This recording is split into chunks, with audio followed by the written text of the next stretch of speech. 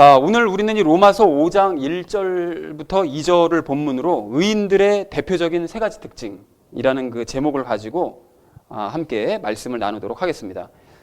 우리가 그 지난주에 로마서 4장을 모두 이제 마쳤는데요. 그 4장 마지막 부분에서 이 바울은 믿음으로 의롭게 된다는 이 원리가 그 어느 특정한 한 사람이나 특정한 어떤 한 세대에만 적용되는 그런 원리가 아니라 모든 세대, 모든 사람들에게 믿기만 하면 다 적용될 수 있는 원리다라는 사실을 이제 설명을 했고요. 또한 예수님께서는 우리를 죄와 분리시키시기 위해서 십자가에 달리셨고 우리를 의롭게 하시기 위해서 다시 이제 부활하셨다라는 사실에 대해서도 이제 말씀을 했습니다. 그래서 우리가 이 4장을 이제 마무리를 지으면서 그동안 나눠왔었던 이 로마서 말씀들을 전체적으로 다 정리하는 시간을 1장서부터 4장까지 정리하는 시간을 가졌고요. 이제 4장 마지막까지 계속해서 강조했었던 이 믿음에 대해서 우리가 좀 더 살펴보면서 믿음과 관련된 세 가지 이야기를 우리가 함께 나눴습니다. 그래서 첫 번째로 우리 나눴던 이야기 무엇이었습니까? 그렇습니다. 우리가 믿음으로 살아나서 생명을 얻자라는 말씀을 이제 드렸었는데요. 십자가와 부활 사건을 믿어야 이제 구원을 받을 수 있다라는 말씀을 드리면서 그 과거 그 모세 시대 때 불뱀 사건에 대한 말씀을 이제 예로 들었습니다. 하나님께서 그 불뱀에 사람들이 물린다 할지라도 노뱀을 바라보면 살 수 있다고 이게 시스템을 정해 놓으시면 노뱀을 봐야 살 수 있습니다. 다른 방법은 없습니다. 사막 한가운데서 불뱀에 물렸을 때 해독제 찾으러 다닌다고 살 수 있는 것이 아니라 혹시 찾는다 할지라도 살 수 있는 것이 아니라 하나님께서 정하신 원칙과 그 원리를 순종을 해야 살아날 수 있다. 그러니까 그와 마찬가지로 하나님께서 정해놓으신 이 십자가와 부활의 원리를 우리가 믿어야 다른 그 외에 다른 방법은 없다라는 사실을 우리가 인식하고 그 사실을 믿어야만 구원을 받을 수 있다. 그래서 우리가 그것을 믿고 생명을 얻자라는 말씀을 첫 번째로 드렸고요. 두 번째로 나눴던 이야기는 무엇이었을까요? 그렇습니다. 예수님의 믿음으로 살자라고 말씀을 드렸습니다. 그런데 예수님의 믿음으로 살 때 우리가 좀 주의하셔야 될 것은 환경은 달라지는 것이 전혀 없다고 말씀을 드렸었죠. 환경은 똑같다고 그랬습니다. 그러니까 불뱀이 활동할 때 노뱀을 세웠다고 해서 불뱀이 사라지는 것이 아니고 여전히 불뱀은 존재합니다. 여전히 우리를 물고 우리를 괴롭히고 심지어는 죽음에 가까이 이르게까지도 만들지만 그때마다 믿음의 눈으로 노뱀을 바라보면 삽니다. 그와 똑같이 예수 그리스도의 믿음을 가지고 우리가 살아가면 세상에 여러 가지 힘들고 어려운 일들 생기지만 예수님을 바라보면 그때마다 우리가 살아날 수 있다라는 사실을 우리가 나눴었죠. 그런데 문제는 그러한 예수님의 믿음을 갖기가 쉽지 않다는 것이 문제라고 그랬습니다. 그런데 우리에게 정말 기쁜 소식이 있다고 그랬죠. 그 믿음을 갖기는 어렵지만 우리가 예수님의 믿음은 억지로 노력해서 쟁취할 수 있는 것이 아니라 그렇죠. 그러니까 구하면 하나님께 구하면 예수님의 믿음을 주시기 때문에 우리가 값없이 주시기 때문에 예수님의 믿음을 우리가 기도로 열심히 구하자. 그러면 그 믿음을 가지고 또 그 습관을 들여서 우리가 그 힘들고 어려운 상황들을 넉넉히 이겨하자라는 얘기를 우리 두 번째로 함께 나눴습니다. 자, 그런가 하면 세 번째로 나눴던 이야기는 무엇이었을까요? 그렇습니다. 남을 위해 살자라고 말씀을 드렸었죠. 그래서 예수님께서 그 하신 일들을 우리가 맨 마지막 절에서 봤을 때 철저하게 남을 위해 사셨다라는 사실을 우리가 다시 한번 확인을 하면서 이 요한복음 16장 23절, 24절 말씀을 우리가 그 의문을 풀었습니다. 그러니까 예수님의 이름으로 하나님께 기도하면 다 주시겠다고 말씀하셨는데 왜 안 주시는가? 왜 안 주셨는가 하면 그동안 나 자신의 유익을 위해서만 구해왔었기 때문에 하나님께서 예수님의 이름으로 구해도 안 주셨던 것이었죠. 근데 우리가 예수님처럼 주님 안에 살면 또 주님의 말씀이 내 안에 거해서 예수님처럼 남을 위해서 살고 남을 위해서 우리가 구하면 예수님의 이름으로 구하면 주신다. 그러니까 우리가 남을 위해서 구하고 찾고 두드리자라는 말씀을 마지막 세 번째로 드렸습니다. 자, 그런데 지난 시간 말씀 중에 한 가지 좀 보충 설명해 드릴 것이 좀 있는데요. 제가 두 번째로 예수님의 믿음으로 살자라고 말씀을 드렸을 때 그때 개인의 병 문제나 뭐 경제적인 문제 같은 것들 다 것이 예수님의 믿음을 가져야만 문제가 해결되는 것이다라고 이제 말씀을 드렸었고요. 그리고 세 번째로 남을 위해 살자라고 말씀을 드릴 때는 내 문제를 위해서가 아니라 남을 위해서 이제 기도해야 된다 이렇게 말씀을 드렸거든요. 그러니까 나를 위해서는 예수님의 믿음과 성령의 충만함을 위한 기도만 하자라고 말씀을 드렸는데 그러면 아까 전에 병 문제랑 뭐 경제적인 문제 같은 거 뭐 이런 것들도 뭐 구해야 된다면서요. 뭐 이렇게 했기 때문에 헷갈리실 수가 있겠더라고요. 그래서 도대체 내 개인 기도를 위해서는 기도를 하란 얘기냐 말란 얘기냐 이렇게 하면서 헷갈리실 수가 있는데 제가 그 부분을 좀 미처 말씀드리지는 못했는데요. 이것이 신앙생활을 할 때 점진적으로 발전되어가는 순서입니다. 그러니까 가령 예를 들자면 믿음으로 우리가 맨 처음에 말씀드렸듯이 믿음으로 생명을 얻게 되면 그 다음에는 예수님의 믿음으로 내 문제들이 해결되는 것이 경험이 되어지고 그렇게 되면 그 이후로 나의 문제가 아닌 남을 위해서 이제 구하고 찾고 두드리는 이런 삶을 이제 살아야 된다라는 거, 점진적으로 발전돼 나아가야 된다라는 그 말씀을 드리려고 했던 것이었는데요. 그것이 설명이 좀 미흡해서 좀 헷갈리실 수 있겠다라는 생각이 들어서 보충 설명을 드렸습니다. 이해들이 되시죠? 제가 사랑하는 우리 나는 믿는 교회 성도님들 모두는 예수님을 믿어서 생명을 얻으시고 또 예수님의 믿음으로 살아가시기 바랍니다. 여러분, 그리고 그 믿음을 남을 위해 사용하심으로 말미암아 하나님의 나라를 함께 확장해가는 저와 여러분 되어지시기를 다시 한번 주님의 이름으로 간절히 축원을 드립니다. 자, 로마서 4장에서 바울은 그 구원을 오직 믿음으로만 얻을 수 있다라는 사실에 대해서 이제 얘기를 하고, 또 구원을 받을 수 있는 그 대상이 누구냐라는 것에 대해서 설명을 했다면, 이 5장에 들어서는 그렇게 구원받은 사람들의 특징이 도대체 무엇이냐, 어떤 특징을 가지고 있느냐, 여기에 대해서 설명을 하고, 또 구원받기 전에 우리는 어떤 특징을 가지고 있었나, 이것을 이제 서로 비교하면서 설명을 합니다. 자, 그리고 우리가 구원받은 것은, 그렇게 구원을 받은 것은 오직 예수님으로 말미암은 것이고, 그래서 우리는 은혜의 삶을 살게 되었다라는 것이 이제 5장 전체의 내용인데요. 그래서 오늘은 이제 어떤 말을 하는지, 어떤 말로 시작을 하는지 좀 한 절 말씀을 보도록 하겠습니다. 그래서 먼저 1절 말씀을 보니까요, 바울은 우리가 믿음으로 의롭게 되어서 예수님을 통해 하나님과 화평을 누린다라고 말을 합니다. 근데 화평을 누린다라는 것은 이제 하나님과 화해하고, 이전은 원수 사이였는데 이제 화해하고 이제 평안한 상태를 누린다라는 그런 뜻인데요. 화평케 되는 것에 대해서는 제가 잠시 후에 좀 자세하게 설명을 드리도록 하겠습니다. 근데 다만 우리가 여기서 한 가지 좀 주목하셔야 될 점은, 믿음으로 의롭게 된 사람, 즉 구원을 받은 사람은 이처럼 하나님과 화평한 관계를 누린다, 그런 특징을 가지고 있다라는 사실을 좀 염두에 두셨으면 좋겠습니다. 자, 그런가 하면 이제 바울은 2절에서요, 우리가 믿음으로 말미암아 예수님을 통해 은혜 안으로 들어갔고 또 하나님의 영광의 소망을 이제 기뻐하게 되었다라고 이렇게 얘기를 하는데요. 그 은혜가 무슨 뜻인지는 제가 잠시 후에 다시 한번 우리가 이제 확인하는 시간을 가지겠지만, 하나님의 영광의 소망이라는 건 도대체 이게 무슨 뜻일까요? 하나님의 영광의 소망, 이게 뭔 뜻입니까? 이 요한복음 1장 14절 말씀을 보시면 이 땅에 오신 예수님의 모습이 곧 하나님의 영광이다라는 이제 말씀이 있습니다. 그러니까 우리가 그것을 참고를 해서 보면, 하나님의 영광의 소망이라는 것은 곧 예수님의 그런 모습, 하나님의 영광인 그 예수님의 모습을 닮아가기를 소망하는 것이라고 보시면 될 것 같습니다. 그러니까 이제 구원을 받아서 의롭게 된 사람들은, 구원을 받은 사람들은 은혜 안으로 이제 들어오게 되었고, 그리고 예수님을 닮기를 소망하고 그것을 기뻐하는 사람이 되었다라는 것이 오늘 우리가 함께 나눌 본문 말씀 전체의 내용입니다. 여러분, 이제 처음에도 말씀드렸던 것처럼 이 로마서 4장에서는 믿음으로 구원을 받을 수 있는 것에 대해서 설명을 했다면, 로마서 5장에서는 그렇게 이제 구원받은 사람들이 어떤 특징을 가지고 있는가에 대해서 이제 설명을 하고 있는데요. 그래서 오늘 이 짧은 1절, 2절 말씀만 봐도 믿는 자들에게 근본적으로 나타나는 특징 3가지가 보입니다. 대표적인 특징 3가지가 보이는데, 여러분 무엇이 보이시나요? 믿는 자들은 하나님과 먼저 화평을 누리죠. 그리고 또 어떤 특징이 있습니까? 믿음으로 은혜 안에 들어가 살게 되죠.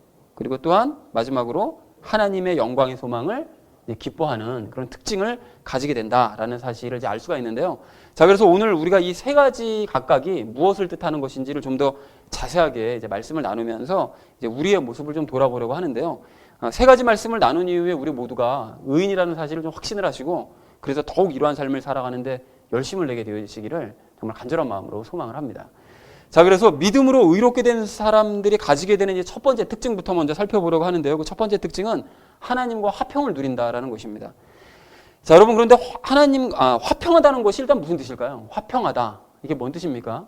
그래서 제가 이 사전을 좀 찾아보니까요, 화평은 마음이 평안한 것, 또는 사이가 화목하고 평화스러운 것이라고 이제 정의를 하고 있더라고요. 그래서 이러한 정의를 이제 하나님과 연결시켜서, 하나님과 화평하다는 것을 연결시켜서 생각해 보면, 하나님과 화평하다는 것은 하나님으로 인해 마음이 평안한 것, 그리고 하나님과의 사이가 화목하고 이제 평화스러운 것이라고 이제 정리를 해볼 수가 이제 있겠습니다.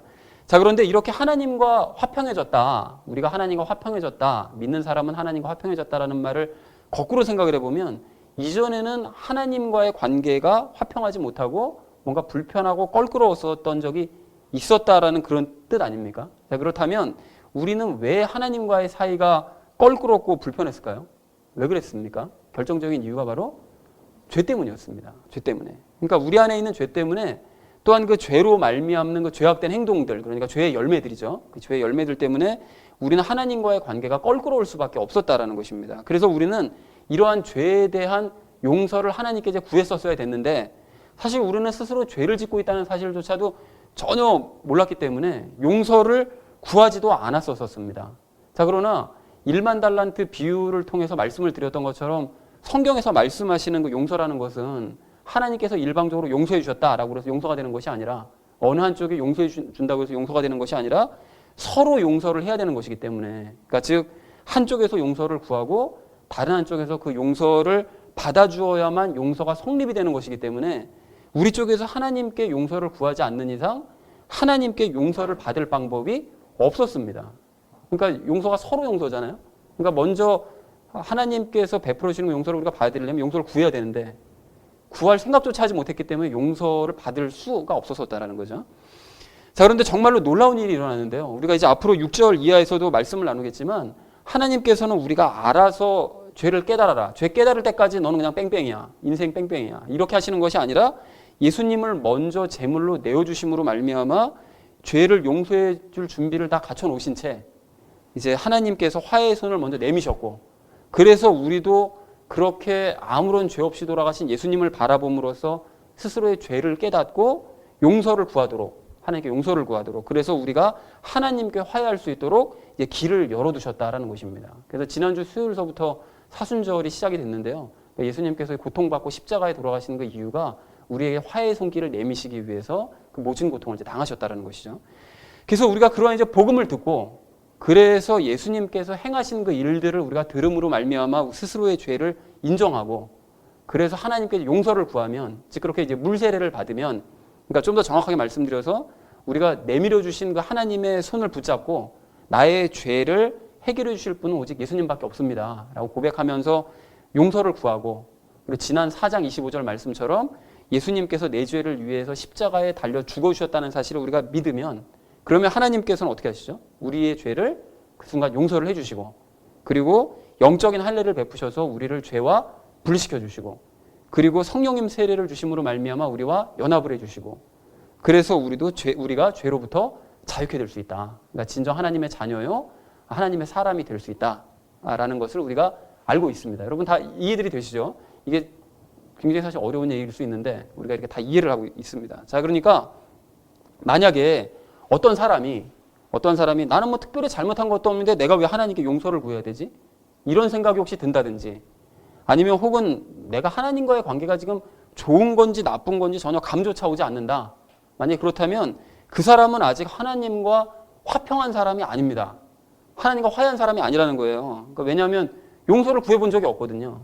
그럼 용서를 구하지 않으면 당연히 용서가 성립되지 않고, 용서가 성립되지 않으면 죄와 분리될 일도 없기 때문에, 그럼 그런 사람은 내가 내 자신의 잘못이 뭔지 하나님께 용서를 구해보지도 않았다면 그 사람은 이제 구원받은 사람이 아니라는 것입니다. 자, 그런데 그렇게 자신의 죄를 깨닫지 못해서 하나님께 용서 구하지 않았고, 그래서 영적 할례를 받지 못했고, 그래서 하나님과의 관계가 회복되지 않았다면 그런 사람은 아무리 열심히 일을 하고 아무리 일을 잘해봐야 아무런 소용이 없습니다. 하나님께서는 그런 사람을 하나님의 사람으로 인정하지 않기 때문에 그렇다라는 거예요. 그래서 여러분 일례로 그 과거 그 모세가 그 하나님께 부름받았을 때 여러분 기억하시잖아요. 그 모세가 이집트의 왕자로서 이집트에서 40년 동안 화려한 삶을 살다가 사람을 죽이는 바람에 도망 나와서 미디안 광야로 들어가서 40년 동안 아주 무기력한 삶을 살아갑니다. 근데 그러다가 말로만 들어왔었던 그 하나님을 감격적으로 만나요. 그리고 하나님과 대화를 합니다. 처음 만났을 때. 그리고 하나님의 기적을 체험하고 또 하나님께 아예 그 자리에서 사명까지 받아가지고 이집트로 가게 됐어요. 그러니까 이게 하나님을 만난 바로 그날 모든 수없이 많은 체험들을 하고 사명까지 받게 되는 이런 역사가 일어났다는 것입니다. 그런데 그렇게 모든 것이 다 준비가 되었던 모세였지만, 부족한 것이 아무것도 없을 것 같은 모세였지만, 출애굽기 4장 24절 말씀을 보시면 하나님께서 그런 모세를 죽이려고 하세요. 갑자기. 여러분 왜 그랬다고 그랬죠? 그것이 바로 이유가 할례 때문이라고 그랬습니다. 할례 때문. 그러니까 할례, 즉 죄와 분리가 되지 않으면, 그러니까 물론 구약 시대에는 그 할례를 받는다고 해서 진짜 죄와 분리되는 것은 아니지만 어쨌든 상징적인 의미를 가지고 있죠. 그렇게 죄와 분리가 되지 않으면 하나님과의 관계 회복은 없다는 거예요. 너가 무슨 아무리 나에게 뭐 사명을 받고 어쩐다 할지라도 왜 받으라는 할래? 줘야 분리가 되지 않고 뭔 일을 행하려고 그래. 이렇게 되시는 거죠. 그렇게 되면 그 사람이 아무리 잘난 사람이든 뭐 하나님을 만났던 사람이든 뭐 하나님과 대화를 한 사람이든 기적을 체험했던 사람이든 사명을 받은 사람이든 전혀 상관없이 하나님께서는 그런 사람을 거부하신다는 거예요. 기본적인 관계조차 맺어지지 않은 상태이기 때문에. 그래서 우리는 무엇보다 죄를 인정해야 되고 또 용서받아야만 하고 그럼으로써 하나님과의 관계를 회복하고 하나님과 화평해져야만 한다라는 것입니다. 자, 그러면 그렇게 하나님과 화평해지면 이제 무슨 일이 일어나느냐? 이 가장 큰 특징이 무엇인가 하면 하나님이 참 편안해집니다. 그러니까 하나님과의 관계가 참 편해진다는 거예요. 부담이 없이 그냥 편해진다는 것입니다. 그럼 뭐 이런 생각을 하실 수가 있거든요. 교회 다니는 사람들이 다 하나님과의 관계가 편한 거 아닌가? 이방인들보다 그래도 비교했을 때 하나님과 편한 거 아닌가라고 생각하실지 모르겠지만 사실은 그렇지 않습니다. 모든 교회 다니는 모든 사람들이 다 하나님과 관계 회복이 된 것이 아니기 때문에 그렇다라는 거예요. 그래서 이 교회에 다니는 사람들 중에는 그냥 하나님을 그냥 피상적으로만 그냥 머리로만 알고 있어서 하나님과의 관계를 불편해하는 사람들이 은근히 참 많습니다. 그래서 이런 상태의 사람들은 하나님을 이제 알기는 하지만 한편으로는 하나님을 무서워하기도 하고 또 하나님이 언제라도 자기 자신을 치실 것이라고 생각을 해서 자꾸 하나님의 눈치를 봅니다. 그러니까 하나님과의 관계가 편하지 않고 뭔가 이제 불편한 구석이 자꾸 있는 거예요. 그런데 진정으로 영적인 할례를 받고 성령님 세례를 받아서 의롭게 되고 하나님과 관계가 회복된 사람들은 이러한 불편함이 없이 그냥 하나님이 참 그냥 편한 분으로 느껴집니다. 편안한 분으로. 그래서 오늘 1절 말씀처럼 하나님과 화평을 누린다는 거예요. 화평한 관계를. 자, 그러니까 하나님을 막연히 그냥 무서운 분이라고 생각을 하거나 또 죄 하면서 하나님을 두려워해야 된다라고 주장하거나 또는 죄를 지을까 봐 노심초사 염려하거나 나 자신의 행동을 하나님이 싫어하지 않으실까 늘 눈치를 보는 그런 사람들은 모두가 다 스스로 의롭게 되었는지 내가 하나님과의 이 관계가 회복되고 내가 하나님과 좀 화평을 누리고 있는 것이 맞는지를 좀 여러분 심각하게 돌아봐야 됩니다. 왜 그렇습니까? 그러한 모습은 하나님을 편하게 생각하는 모습이 아니고 또 하나님과 화평을 누리는 모습이 전혀 아니기 때문에 그렇다라는 것입니다. 그런데 사실을 고백하자면 이런 모습이 사실은 과거의 저의 모습이었었는데요. 저는 처음에 이제 하나님을 믿었을 때 하나님의 터치를 체험하고요. 또 큰 감격 가운데 세례받고요. 그리고 하나님의 음성도 들었었고요. 또 그리고 이 모양 저 모양으로 꽤 많은 체험들도 했었습니다. 그리고 또 모든 예배에 참석해서 그때마다 아주 감격 가운데 아주 큰 감격 가운데 예배를 드렸었고요. 그 예배라는 것이 무슨 굉장히 무슨 큰 교회에서 화려한 예배를 드린 것이 아니라 적은 인원이 모이는 곳에서 예배를 드렸는데도 그때마다 큰 감격 때문에 정말 눈물 없이 예배 드릴 수 없을 정도였습니다. 그리고 성경을 열심히 탐독했고요. 그리고 또 기도로 살았었습니다. 그리고 구원의 감격과 그 감사함 때문에 저의 모든 열심을 다해서 교회에서 봉사하면서 섬겼고 가르쳤고 교제했고 또 전도했고 나눴습니다. 그리고 그 모든 일들을 제가 가식적으로 행하거나 아니면 어떤 목적을 가지고 이렇게 하면 복 받겠지 싶어가지고 목적을 가지고 행한 것이 아니라 진정으로 아무것도 바라는 거 없이 너무 감사해서 정말 성심성의껏 열심히 행했습니다. 그러한 모습을 사모님이 증인이세요. 다 알고 있습니다.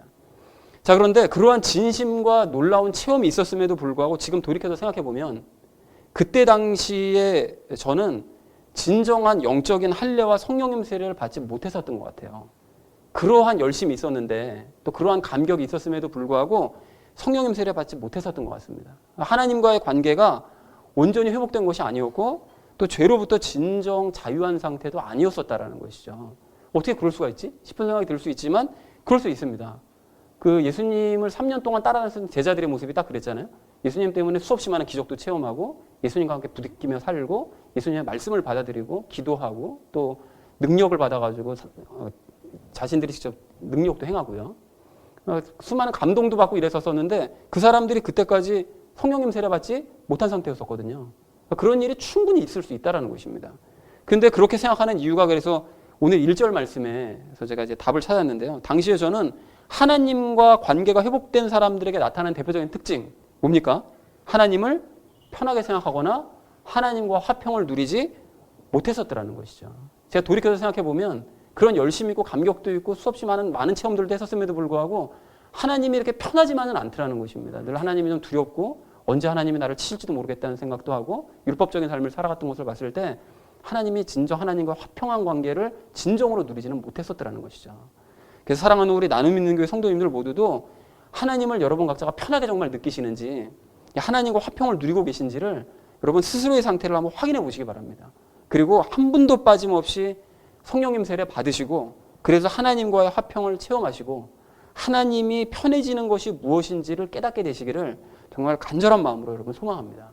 그러나 이미 하나님과의 관계가 편하게 느껴지시고 또 하나님과의 화평을 누리고 계신다면 여러분 진정 감사하시기 바랍니다. 그리고 그 화평을 더욱더 크게 누리시는 복된 성도입니다 되어주시기를 주님의 이름으로 간절히 축원을 드립니다. 자, 믿음으로 의롭게 된 사람들이 가지는 두 번째 특징이 무엇인가 하면 은혜의 삶을 누린다라는 것입니다. 여러분 은혜를 어떻게 정의했었는지 여러분 기억하시나요? 은혜가 무엇이었죠? 예전에 자비와 은혜를 서로 이제 비교하면서 말씀을 드렸었는데요. 자비는 마땅히 받아야 될 것을 받지 않는 것을 자비라고 말씀을 드렸었죠. 그래서 가령 우리가 하나님께 이제 벌을 받아야 마땅한 사람이지만 그렇지만 그 벌을 받지 않게 된 것, 그것이 자비다라고 이제 말씀을 드렸었고요. 그런가 하면 은혜는 받을 자격이 없는데도 뭔가를 받는 것을 의미한다고 말씀을 드렸습니다. 그래서 즉 죄를 용서해 주신 것만 해도 너무 감사한데 그것으로만 해도 족한 것 같은데 정말 받을 자격이 없는 우리에게 하나님께서 예수님을 우리 안에 선물로 주시는 것, 받을 자격이 없는데도 선물로 그걸 주시는 것, 연합이죠. 그것을 이제 은혜라고 말씀을 드렸습니다. 그런데 이러한 은혜는 당연히 앞에 말씀드렸던 하나님과의 관계가 회복된 이후에나 받을 수가 있습니다. 회복돼야만 죄 문제가 해결되고 그래야 예수님께서 우리 안에 들어오실 수 있는 것이니까요. 그리고 이러한 은혜의 삶은 예수님과 함께 연합해서 살아가는 삶이기 때문에 예수님과 날마다 살다 보면 우리가 점차 예수님처럼 믿음으로 살아가는 삶이 되어져 갑니다. 그래서 여러분 오늘 2절 말씀을 이렇게 다시 보시면 우리가 은혜 안에 서 있는 것은 뭐 때문이라고 말씀하세요? 믿음을 가졌기 때문에 우리가 은혜 안에 들어오는 것이 가능해졌다라고 이렇게 말씀을 하시는데 은혜 안에 들어온 이후로도 우리가 계속해서 믿음으로 이제 살게 되기 때문에 믿음으로 삶으로써 은혜의 삶을 계속해서 지속해 나갈 수가 있게 된다라는 것입니다. 자, 그래서 그 은혜의 삶이라는 것을 다른 말로 표현해 보자면 그 믿음의 삶이다라고 이제 표현할 수도 있는데요. 다시 말해서 이제 은혜의 삶이라는 것은 늘 하나님을 신뢰하는 삶, 그분을 믿으면서 살아가는 삶이라고 표현을 해볼 수가 있습니다. 그래서 가령 이제 은혜의 삶을 사는 사람은 이렇게 살다가 자신에게 죄된 모습이 나타나도 과거처럼 막 두려워하지 않습니다. 죄된 모습이 나타나면 과거에는 막 하나님께서 이러다 날 치시면 어떻게, 날 그냥 죽이시면 어떻게 막 온갖 상상을 다 하잖아요. 근데 두려워하지 않는다는 거죠. 그리고 그러한 모습조차 이미 다 용서해 주셨다는 사실이 믿어져요. 그리고 또한 예습관에 따라서 저지르는 이런 어쨌든 이 잘못된 모습은 잘못된 것이니까요. 죄된 모습이 나타나는 건 잘못된 것인데 예습관에 따라서 나타나는 이런 죄된 모습조차 하나님께서 이제 점차 없애주실 것이라는 사실 역시 믿어집니다. 그래서 실제로 나중에는 없어져 가요. 그것이. 그러니까 당연히 하나님이 두렵지가 않고 관계에도 걱정되지가 않습니다. 도리어 하나님을 향한 그런 신뢰감 때문에 늘 감사하는 마음을 가지고 하나님과 점점 더 가까워지더라는 것이죠. 그리고 또 은혜의 삶을 살다 보면 선택의 문제에 있어서 이제 마찬가지인데요. 그 뭐 인생은 선택이란 말이 있잖아요. 이제 그 말이 있을 정도로 우리가 이 땅에서 수없이 많은 선택을 하면서 이제 살아가게 되는데 과거에는 선택의 길이 놓여져 있을 때 어떤 길이 하나님의 길일까? 그리고 어떤 것을 선택해야 내가 하나님의 뜻을 따르는 선택일까? 이것을 늘 걱정하면서 혹시나 내가 선택 잘못하면 하나님께서 실망하지 않으실까? 또 그것 때문에 하나님께서 나에게 어려움을 허락하시는 건 아닐까? 그리고 또한 하나님과의 관계가 이것 때문에 혹시 깨지는 건 아닐까? 막 별별 생각을 다 하면서 염려를 했지만 은혜의 삶을 살게 되면 그러한 생각들이 이게 하나님을 신뢰하지 못하는 생각이었구나 라는 사실을 깨닫게 됩니다. 그러니까 어떤 길을 선택해도 하나님께서는 그 길에 함께 해주신다는 사실이 믿어진다는 거예요. 그리고 혹시나 내가 잘못된 길을 선택한다 할지라도 합력해서 선을 이루시는 하나님께서 내 길을 최종적으로는 가장 바른 길로 인도해 줄 것이라는 사실이 믿어집니다. 그러니까 선택이 자유로워지는 거예요. 예전에는 벌벌벌 떨면서 막 100일 기도해도 답이 안 나오거든요. 당연히 말씀 안 해주시죠. 아무 길이나 가도 되니까. 그러니까 그걸 몰랐던 것이었던 거예요. 그래서 이제 선택이 자유로워지더라는 것입니다. 그런데 물론 누가 봐도 터무니없이 잘못된 선택을 한다. 뭐 가령 예를 들면 뭐 출애굽한 백성들이 말씀을 선택했는데 복 선택하잖아요. 이제 그런 것처럼 누가 봐도 형편없는 그런 선택을 하게 되면 당연히 이제 길을 돌아갈 수밖에 없고 그렇게 되면 이제 그때 생기는 그런 고생은 당연히 자신이 이제 감수를 해야 되죠. 근데 그러한 길조차 예수님께서 함께 걸어가시면서 함께 고생을 해주신다라는 것입니다. 근데 하나님께서는 근데 우리가 그렇게 이제 길을 돌아가는 것이 안쓰럽기 때문에 또 힘든 길을 굳이 돌아가야 될 이유가 없기 때문에 사전에 어떻게 하실까요? 성경을 통해서 미리 이제 바른 길을 제시를 해주십니다. 그리고 이제 마땅히 가야 될 길을 이제 우리에게 알려주시죠. 그래서 우리가 그렇게 성경을 통해서 말씀을 통해서 큰 길을 바르게 선택을 했다면 그러면 그 이후로 세부적인 길을 선택할 때에는 우리가 갈등할 필요가 없다는 것입니다. 그러니까 예수님께서 함께 해주실 것을 믿고 아무 길이나 담대하게 나아가면 된다라는 것입니다. 그리고 우리가 또 은혜의 삶을 살다 보면 이제 환경적인 문제에 있어서도 마찬가지인데요. 과거에 은혜의 삶을 우리가 살지 못했었을 때에는 상황이 뭐 안 좋아진다. 내가 처해진 갑자기 상황이 급격히 안 좋아진다. 그러면 혹시 내가 뭐 실수했나?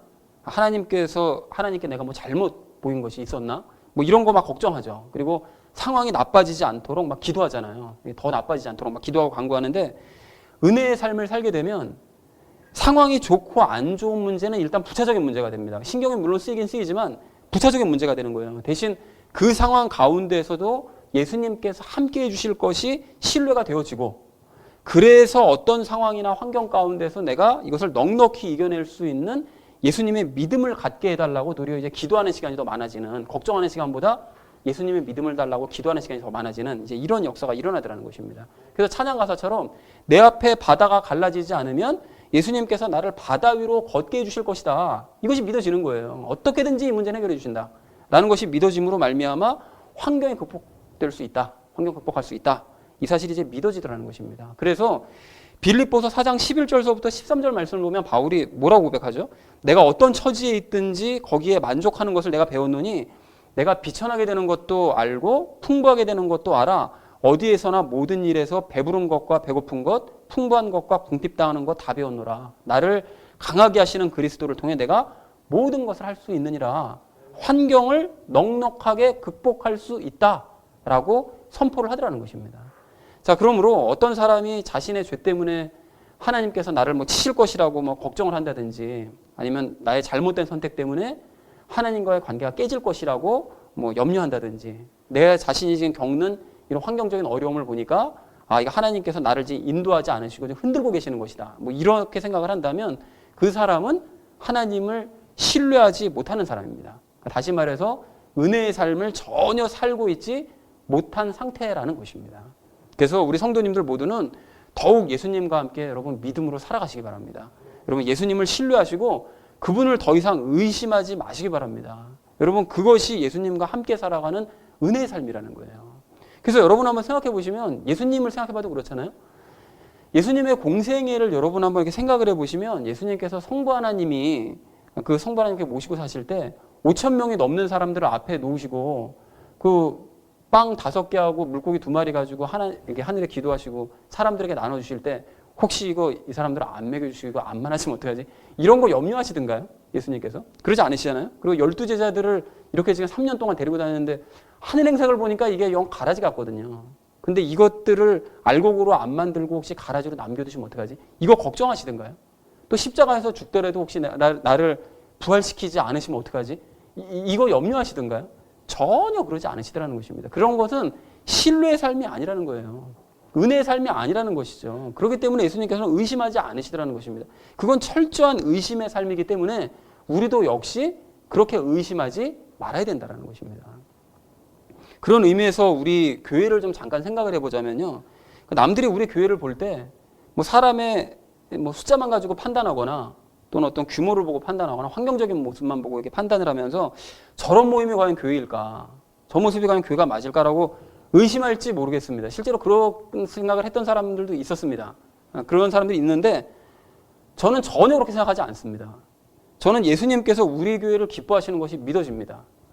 그리고 장차 더 좋은 교회로 만들어 가시고 성장시켜 주실 것이 저는 믿어져요. 물론 여기서 성장이라는 것은 양적인 성장이라기보다는 각자 개인의 영적인 성장을 의미합니다. 그래서 저를 포함한 이 자리에는 우리 모두가 현재는 비록 부족한 점이 있죠. 왜 없겠습니까? 당연히 있죠. 그렇지만 언젠가 예수님의 12제자들처럼 세상이 감당 못할 그런 사람들로 변화될 줄로 그렇게 믿습니다. 그래서 제가 힘이 빠져도 그래서 다시 일어나는 것입니다. 가끔 힘이 빠질 때가 있거든요. 인간적으로. 그렇지만 다시 일어납니다. 그리고 또한 요즘에는 예수님께서 일부 열매도 보여주셔서 더 큰 힘이 나고 있는 중에 있습니다. 그래서 우리 성도님들 모두도 저와 같이 이런 꿈을 꾸시면서 세상에 감당치 못할 그런 성도요, 교회를 만들어가는 일에 열심을 내시기를 간절한 마음으로 소망합니다. 자, 그러나 이러한 은혜의 삶을 살 때 여러분 조심하실 점이 있는데요. 어떤 사람이 이제 할례를 받지 않은 상태로, 영적 할례를 받지 않은 상태, 즉 이제 하나님과 이제 화평해지지 않은 상태로 이러한 은혜의 삶에 대해서 듣기만 하고 이제 누리려고만 하면 이제 어떻게 됩니까? 그러니까 즉 은혜의 삶을 겉모양만 흉내내려고 하면 이게 어떻게 될까요? 그래서 가령 자신에게 죄 짓는 모습이 나타날 때 이게 두려워하지 않는 그런 은혜의 삶이라는 것은 죄 문제를 이미 해결받은 사람이 옛 습관에 따라서 죄 문제가 나타나는 것을 두려워하지 않는 것이잖아요. 그런데 그런 사람은 여전히 죄와 지금 하나 되어 있는 상태인데도 그냥 이런 은혜의 삶에 대해서 얘기만 듣고 난 죄 짓는 게 두렵지 않아. 예수님께서 뭐 죄 문제를 해결해 주셨다며. 이렇게 머릿속에 지식만 가지고 자기 삶에 이걸 적용해 보려고 한다면, 그리고 옛 습관이 아닌 실제로 자기 안에 있는 그 죄 때문에 지금 실제로 죄를 짓고 있으면서도 하나님께서 자신의 죄된 문제를 다 이제 앞으로 없애주실 거다. 이렇게 생각을 한다면, 그러면서 억지로 하나님이 두렵지 않은 척하고 하나님과의 관계가 좋지도 않으면서 억지로 하나님과 좋은 척 한다면, 그렇게 되면 어떻게 될까요? 그런 사람이 누리는 자유는 예수님 안에서의 자유가 아니라 방종입니다. 방종. 그렇기 때문에 그런 것은 결국 열매로 나타나요. 자유로운 모습이 아닌 전혀 엉뚱한 열매로서 흉악한 열매가 나타날 수밖에 없게 된다는 것입니다. 그리고 그건 망하는 길이라는 거예요. 그리고 선택을 할 때도 아무 길이나 선택해도 된다는 그냥 말만 듣고서는 예수님을 향한 신뢰감도 없고 전혀 믿지도 않고 또 성경으로 인도함 받지도 않으면서, 그래서 전혀 황당한 선택을 해놓고서는 좋은 길로 인도함 받을 것을 나는 기대해. 여러분, 그럼 어떻게 될까요? 망하는 거죠. 그런 사람은 망하는 거죠. 그리고 또 하나님을 전혀 신뢰하지도 않고 하나님과의 관계가 좋지도 않으면서 그냥 환경의 바다가 갈라지기만을 바라고 내가 물 위를 걸을 수 있을 것이다라고 그냥 억지로 믿고만 있다면, 그런 사람은 틀림없이 물속으로 매몰될 수밖에 없다라는 것입니다. 아무런 일도 일어나지 않습니다. 그런 사람들은 그래서 하나님과의 관계부터 회복을 해야 된다는 것이죠. 그래서 사랑하는 우리 나눔 있는 교회 성도님들 모두는 과거에 그렇게 방종했었지만, 또 그리고 과거에 그렇게 망했던 삶을 살았었지만 이제는 은혜의 삶을 살고 있음에 여러분 감사하시기 바랍니다. 그러나 여기에 만족하지 마시고 예수님을 더욱더 신뢰하는 삶을 사심으로 말미암아 이 요한복음 1장의 말씀처럼 은혜를 대체하는 은혜의 삶을 누리시기 바랍니다. 여러분, 그래서 이 죄를 넉넉히 이기시고 또 모든 선택을 자유롭게 하시고 환경을 넉넉하게 극복하면서 살아가시는 저 여러분 되어지시기를 주님의 이름으로 간절히 축원을 드립니다. 자, 믿음으로 의롭게 된 사람들이 가지는 마지막 세 번째 특징은 하나님의 영광의 소망을 기뻐한다는 것입니다. 그런데 하나님의 영광의 소망을 기뻐하는 것에 대해서는 우리가 다음 주에 좀 더 이제 세분화시켜서 나눌 것이기 때문에 오늘은 좀 간략하게 훑어만 보려고 하는데요. 아까도 말씀드렸던 것처럼 하나님의 영광의 소망이라는 것은 예수님 닮기를 소망한다라는 이제 그런 뜻입니다. 자, 그런데 하나님과의 관계가 회복된 의인들은 그래서 예수님 닮기를 기뻐합니다. 그리고 그것을 가장 큰 소망으로 여겨요. 그러니까 과거 우리가 이제 하나님과 화평을 누리기 이전에, 그러니까 하나님과 관계 회복되기 이전의 그런 삶과는 관심사 자체가 완전히 달라져 버리는 것입니다. 그러니까 즉 하나님과의 관계가 회복되기 전에는 우리가 어떻게 했었죠? 돈과 명예와 이 권세와 같은 이 세상에서의 성공이 가장 큰 관심사였죠, 우리의. 어떻게든 돈 많이 벌고 어떻게든 내 이름 떨치고 남들이 나를 알아주고 그리고 내가 어떻게든 힘을 좀 쥐어서 내가 좀 편하게 살아볼까. 이게 우리의 관심사였어요. 또한 하나님을 알게 되고 난 이후에도 좀 달라진 건 없었었죠. 모양만 바뀌었을 뿐 실제로 이제 진정한 할례와 성령님 세례를 받지 못했을 때는 교회 안에서의 나의 명성, 사람들이 나를 좀 많이 알아주기를 바라고, 또 교회의 규모와 사이즈가 더 막 커지기를 바라고, 그리고 또 교회 내에서의 나의 영향력, 사람들이 나의 말에 전부 다 껌뻑 죽게 만드는 막 이런 사람이 되리라, 뭐 이런 쓸데없는 생각하면서 그런 것을 가장 큰 기쁨으로 여겼었던 바로 우리였었거든요. 그런데 그리고 그렇게 쓸데없는 또 세상적인 그런 욕망과 헛된 욕심을 가지고 살았었던 우리였는데 예수님을 닮아가는 그런 삶을 살게 되는 것을 우리가 가장 큰 기쁨으로 여기는 이러한 모습으로 우리가 이제 바뀌게 되더라는 것입니다. 우리에게 오직 예수님 닮기를 소망하는 마음이 생기고 예수님 닮는 모습이 우리에게 나타나면, 조금이라도 나타나면 그것이 아주 우리에게 가장 큰 기쁨이 되는 그런 삶으로 변화되더라는 것이죠. 그래서 이렇게 예수님 닮는 삶을 기뻐하면 하나님과의 관계는 더욱 화평해지고 또 더 큰 은혜의 삶을 이제 누리게 만들어 주시더라는 것입니다. 자, 그런데 어떤 사람이 이제 예수님을 이렇게 닮아가기를 소망하고 또 이제 기뻐하는 것은 전혀 관심도 없고 그냥 여전히 돈과 명예와 권세와 뭐 교회 사이즈와 교회에서의 나의 영향력 뭐 이런 것들만 관심을 가지고 그런 삶만 소망하면서 기뻐한다면 그런 사람은 아직 멀었다 정도가 아니라 구원받지 못한 사람입니다. 그러니까 세례를 받지 못한 사람이라는 것이죠. 그래서 우리가 지난주 성경 공부할 때 나눴었던 발람이라는 사람이 딱 그런 사람이었었는데요. 피상적으로만 보면 이 발람이라는 사람을 성경에서 묘사하는 것을 보면 겉의 모습만 보면 하나님을 잘 믿는 사람인 것처럼 어떻게 보면 보이고요. 또 그리고 하나님과 원활히 잘 대화도 하고요. 그리고 또 하나님의 말씀에 잘 순종하는 사람인 것처럼 보이지만 실제적으로는 사실은 뒤로는 돈을 섬기는 그런 사람이라는 것입니다. 겉으로는 뭐 하나님의 말씀이 아니고서는 내가 이런 재물을 탐할 수 없다고 말해놓고 실제적으로는 뒤로는 돈을 열심히 섬기는 이런 인간이더라는 거예요. 근데 그런 발람의 모습이 바로 또한 유대인들의 모습이더라는 것입니다. 그러니까 상황이 이러하기 때문에 하나님께서는 세상의 그러한 영광의 소망, 세상에서 얻을 수 있는 그런 영광의 소망을 다 버리고 하나님의 영광의 소망을 기뻐하는 사람들을 이뻐하세요.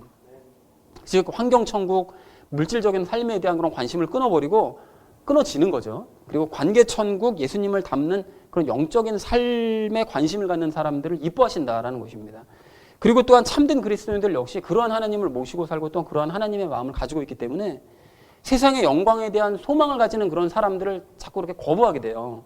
그런 사람들이랑 얘기를 하다 보면 마음이 불편해집니다. 그러니까 자꾸 그런 사람들을 거부하게 되고 하나님의 영광의 소망을 기뻐하는 사람들, 그러니까 예수님 닮기를 기뻐하는 사람들을 더 이뻐하게 되고 그런 사람들과 더 끌리게 되고 가까워지게 되더라는 것이죠. 그래서 사랑하는 우리 나눔 있는 교회 성도님들 모두는 예수님을 닮는 일에만 관심을 가지시고 그것을 가장 기뻐하는 성도님들 되시길 바랍니다. 또한 그러한 성도들이 함께 모인 알찬 교회를 만들어 가시는 저 여러분 되어지시기를 주님의 이름으로 간절히 축원을 드립니다. 자, 이제 말씀을 정리합니다. 오늘 말씀을 이렇게 잘 생각을 해보시면 이것이 단계를 이루고 있음을 발견을 할 수가 있는데요. 즉 우리가 믿음으로 의롭게 되면 하나님과 화평하게 되고 또 하나님과 화평하게 된 이후로는 예수님과 함께 살면서 우리가 은혜의 삶을 살게 되고 또 은혜의 삶을 살다 보면 예수님 닮는 소망을 품고 그런 삶을 점점 기뻐하게 되더라는 것입니다. 자, 그런데 이러한 삶은 특별한 어떤 그리스도인들에게만 허락된 것이 아니라 사실은 모든 그리스도인들이 다 이렇게 되어야만 합니다. 아니 되어져야 마땅하다라는 것이죠. 그리고 이러한 삶이 곧 하나님과 친밀한 삶입니다. 뭐 하나님과 친밀하다 그러면 뭐 난 하나님의 음성을 들었네, 무슨 뭐 환상을 보았네, 이것이 하나님과 뭐 친밀한 삶이라고, 뭐 기적을 일으켰네, 이게 하나님과 친밀한 삶이 아니고요. 이제 오늘 말씀이 그대로 나와 있습니다. 하나님과 화평해서 하나님이 참 편하게 느껴지고 또 예수님과 함께 살면서 예수님이 늘 신뢰가 되어지고 모든 일에 신뢰가 되어지고 그래서 예수님을 닮아가게 되고 그래서 하나님의 사랑을 풍성하게 받아 누리는 삶, 이러한 삶이 이제 하나님과 이제 친밀한 삶이라는 것입니다. 자, 그런데 여기서 우리가 마지막으로 좀 확인해야 될 중요한 사실 한 가지가 있는데요. 여러분 오늘 1절, 2절 말씀을 보시면 앞부분에 공통적으로 들어간 문장이 있습니다. 그게 뭘까요? 예수님을 통해입니다. 예수님을 통해. 즉 화평을 누리는 것이나 하나님과 화평 누리는 것이나 은혜의 삶을 사는 것이나 예수님 닮기를 기뻐하는 이런 모든 것들이 다 예수님 없이는 불가능한 삶이라는 거예요. 여러분 그래서 예수님의 공로 없이 자기의 힘으로 하나님과 화평해져 보려고 하거나 또 나는 화평해지려고 하는데 왜 하나님 나랑 화평해질 생각 없느냐고 막 이렇게 하는 사람이 있거나 또 예수님과 함께 하는 것 없이 은혜의 삶을 막 자꾸 흉내내 보려고 하거나 또는 예수님과 하나됨 없이 자꾸 예수님 닮아보려고 자기가 노력을 한다면 그런 사람은 도리어 하나님의 진노만 불러일으킬 뿐이라는 것입니다. 그래서 사랑하는 우리 나눔 있는 교회 성도님들 모두는 예수님의 공로를 믿으셔서 죄와 분리되시고 하나님과 그래 화해하셔서 하나님과 화평의 삶을 여러분 누리시기 바랍니다. 또한 예수님과 함께 여러분 믿으심으로 말미암아 은혜의 삶을 더욱 풍성하게 살아가시길 바랍니다. 또한 예수님 닮기를 소망하시면서 성령님 충만을 구하셔서 실제로 예수님을 닮아가시기 바랍니다. 여러분 그렇게 이 세 가지를 실천하심으로 믿음으로 의롭게 된 의인이라는 사실을 여러분 증명해 보이시고 또한 이러한 삶을 다른 사람들에게 증거해 보이시고 함께 전파해 가시는 저 여러분 되어지시기를 주님의 이름으로 간절히 축원을 드립니다. 우리 함께 기도하겠습니다.